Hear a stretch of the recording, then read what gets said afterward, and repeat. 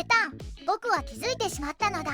教科書に出てくる講師って偉そうなヒゲのおじいちゃんで、生まれた時からエリート天才だったに違いないのだ。またステレオタイプな思い込みね。残念だけど大外れよ。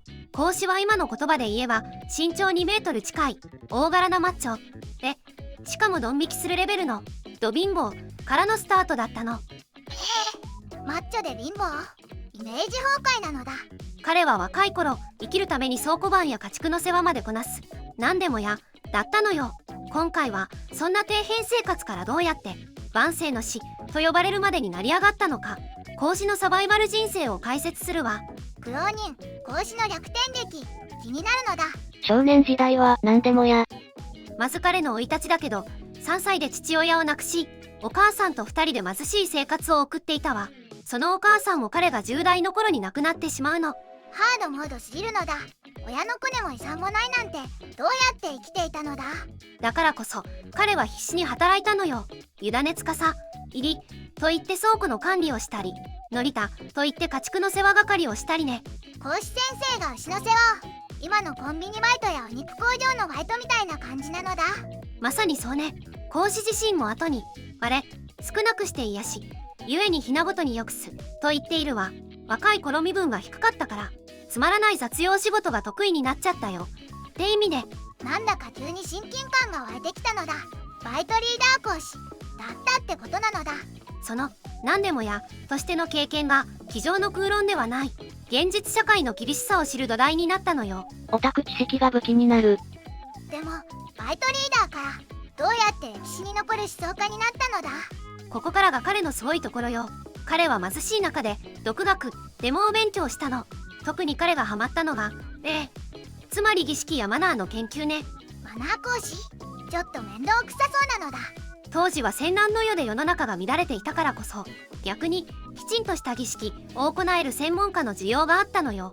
彼は葬儀の作法や祖先の祭り方を完璧にマスターして、それを教えることで身を立て始めたの。なるほど、ニッチなオタク知識を仕事に変えたのだ。そう。そして彼は身分に関係なく即習、これが中国史上初の民間学校と言われているの。授業料がお肉、やっぱり食べるのには困っていたのだ。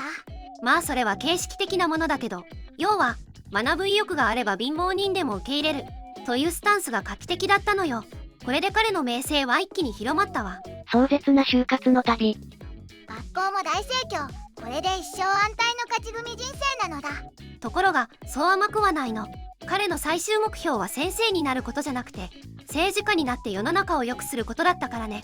50代でようやくロという国の高官になるんだけど、政治争いに敗れて失脚してしまうの。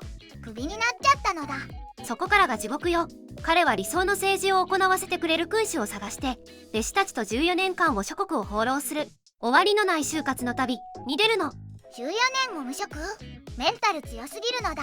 ある時はボートに囲まれて殺されかけたり、ある時は食料が尽きて餓死寸前になったり、草加の犬、つまり飼い主を失った野良犬みたいだと笑われたこともあるわ。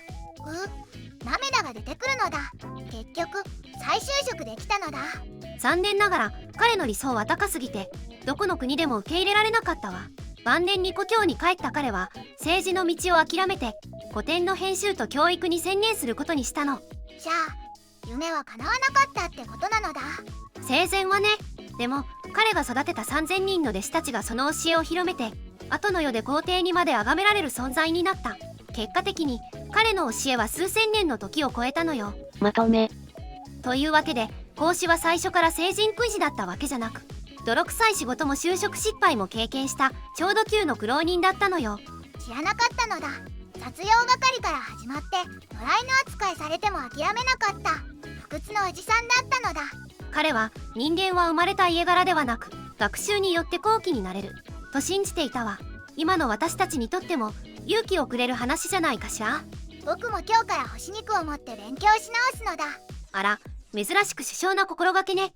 それじゃあ視聴者の皆さんは孔子の人生どう感じましたか？苦労人すぎて押せると思った方はコメント欄で教えてくださいね。今日の動画はここまで。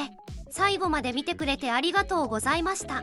このチャンネルでは歴史上の人物に関する情報を5分以内の短くまとめた動画を毎日投稿中。